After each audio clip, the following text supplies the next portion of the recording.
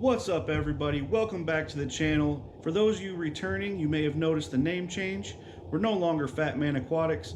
Though I love that name, I don't think it can get any simpler than a fat man doing aquariums naming his channel Fat Man Aquatics.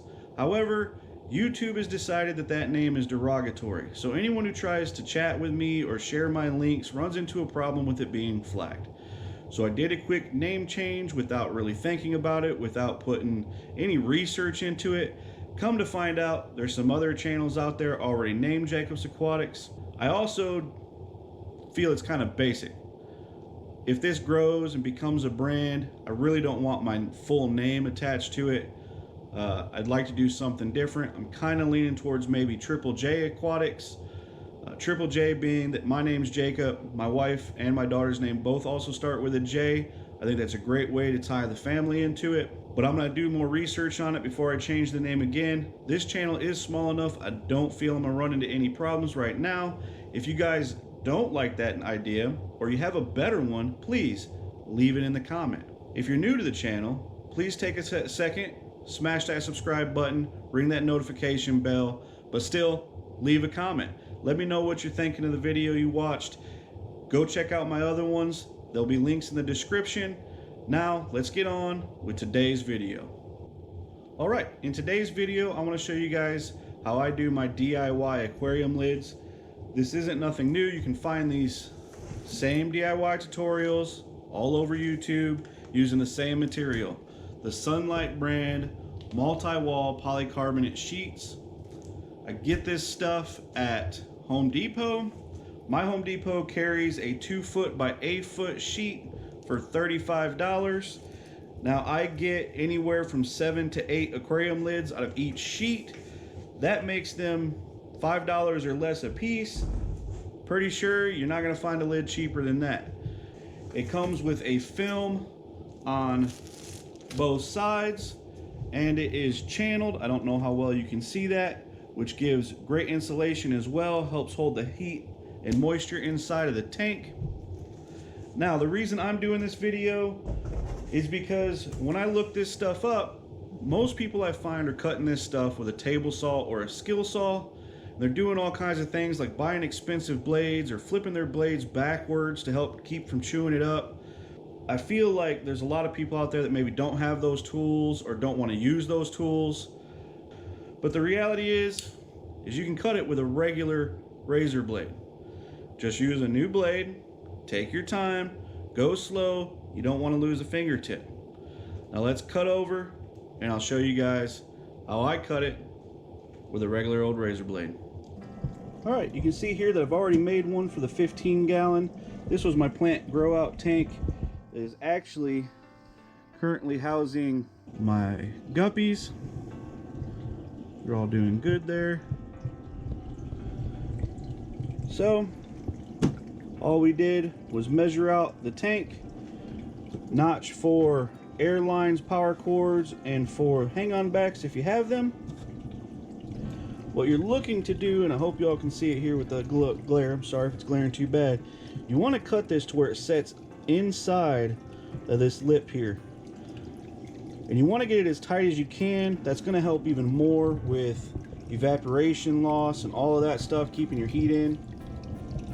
We're going to go ahead and measure out the 10-gallon and get a lid cut for it. We'll get the light out of our way for a minute.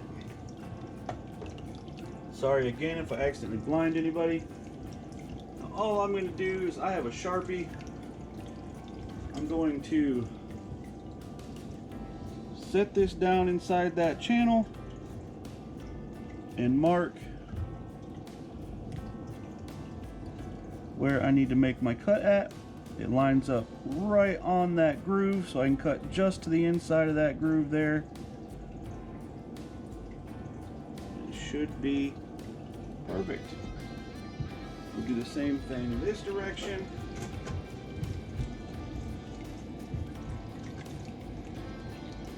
Set it up just inside the groove.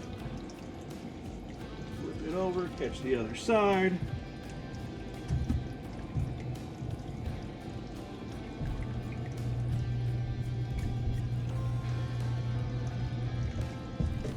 And we'll go get the straight edge on there, and then we'll get to cutting. Find you a straight edge long enough to go across the piece you're cutting.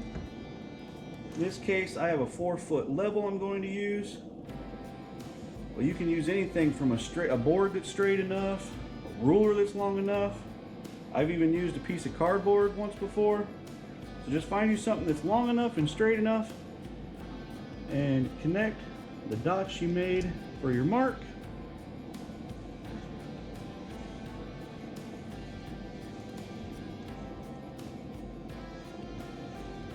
I guess if you have a straight enough hand, you don't have to do this. Or if you don't care if it's a little wavy, don't know how well that line shows up there. Yeah, I guess you can see it a little bit there. All right, from there, we're gonna take our razor, again, go with a new one. It's a lot sharper, a lot easier. Most cuts that happen with blades are because of using dull blades. Don't be afraid of a sharp blade, guys. And I cannot stress enough, take your time. You do not want to jump the blade and take off your fingertip, though I bet that would drive my view count up. All right, and then you're just gonna take your time and score a line right down your mark.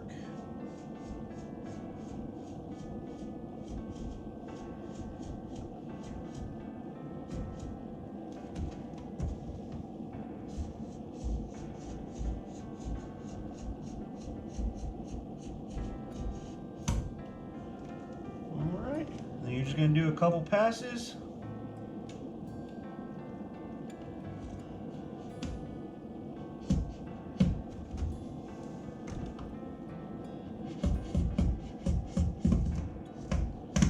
You can hear it starting to hit those ribs as I'm going through.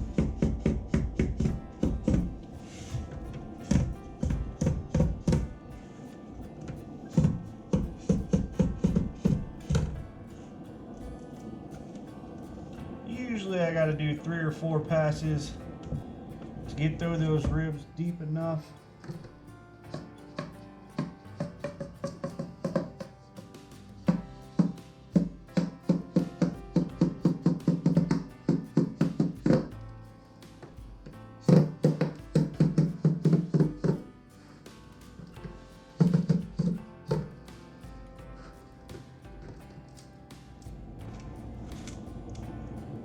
There. Once you've got enough cut through the ribs, you can actually bend this. To anyone who's ever cut sheetrock, you know what I'm talking about. You can squirt deep enough, start putting pressure on it, go nice and slow, and it'll actually follow that cut all the way through. Then all you got to do, flip it over, score through the same line.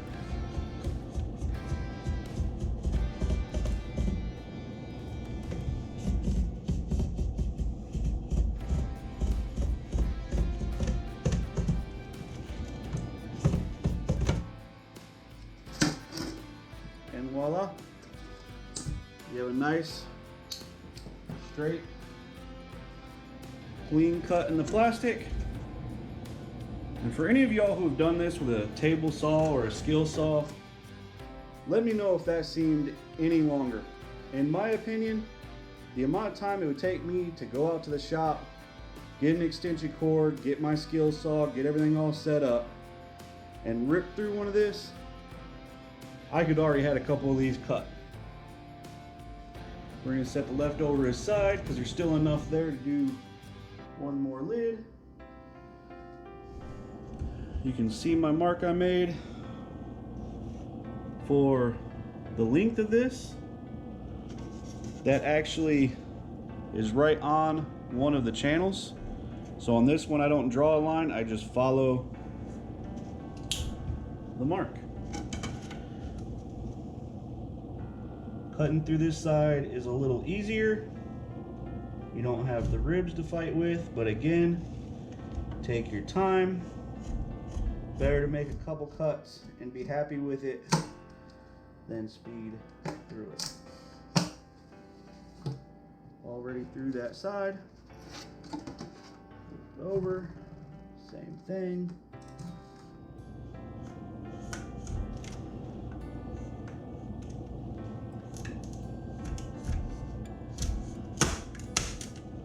And boom. Let's go test fit it. See if we need to make any adjustments. All right, we're back at the 10 gallon. Let's see how it fits in there. Fits lengthwise on both sides.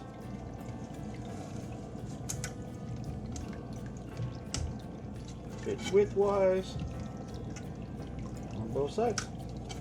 All right, I think I'm gonna be pretty happy with that. What I'm gonna do now is I'm just gonna put that on there, slide it right up to my hang on the back, and I'm going to mark which edge I need to cut to make that fit. I'm gonna go a little farther on the one side so that my airline can go through the same opening. There, made a mark pretty close to this side, a little bit farther on that side. Now I can just throw that in this way, and I just eyeball roughly how far out I need to go. Do another little notch out on this corner for my heater cord. Now of course this part's going to be just as universal and different for everyone. Depending on how you have your setup, depending on where your cords are at, you might have to make your cuts in different spots. You may even just cut it a couple inches shallow. Yeah, you're going to get more evaporation that way, but you're still going to get a decent lid, and then you have the ability to move things around without having to constantly adjust the lid. I like to, however, play with my tank for a couple weeks, get it to where I like where it's at, then make the lid in hopes that I get a nice tight lid and don't have to change it. All right, let's go get these lines drawn out and get them cut out. So all I'm going to do is measure the distance from the line I made to here and give me 2 marks on either end so I get a nice straight line again. It's about 2 1/4. So I'm going to go 2 1/2 just to give myself a little more clearance on that filter. Make a mark on both ends.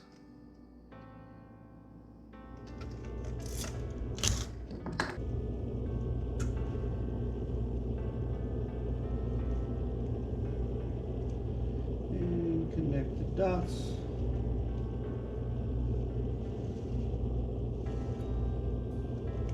All right.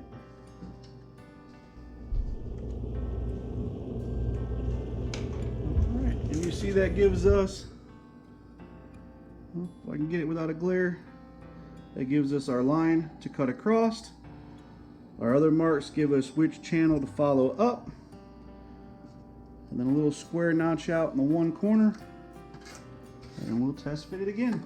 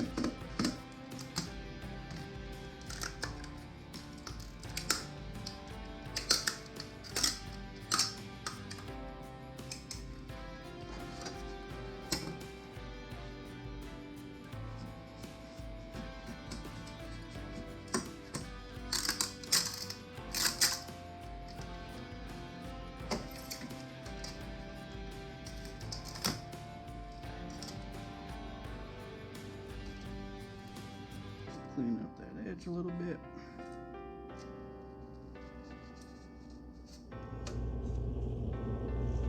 Make sure you clean up your mess. If you're doing it inside, you don't want your wives mad at you.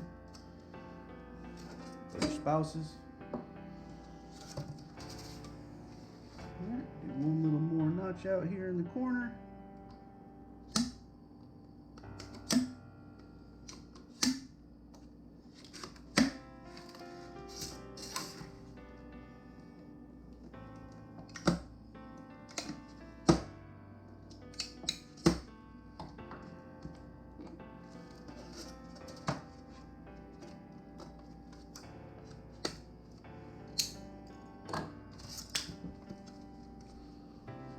There you have it.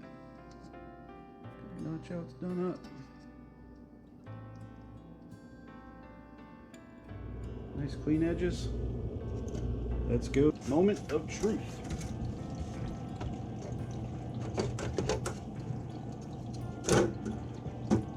There we go. Nice tight fitting lid. Not a lot of wiggle room either direction. Plenty of space for my cords to go through.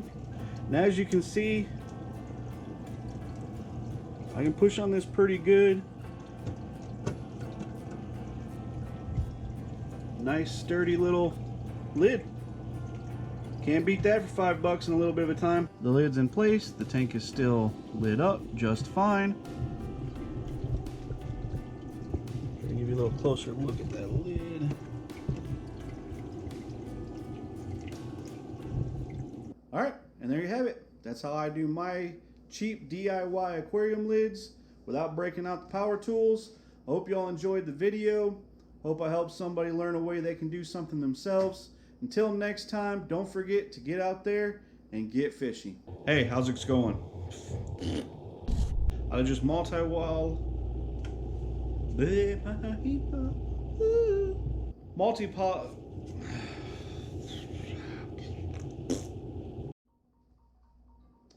and I hit record and my phone started ringing.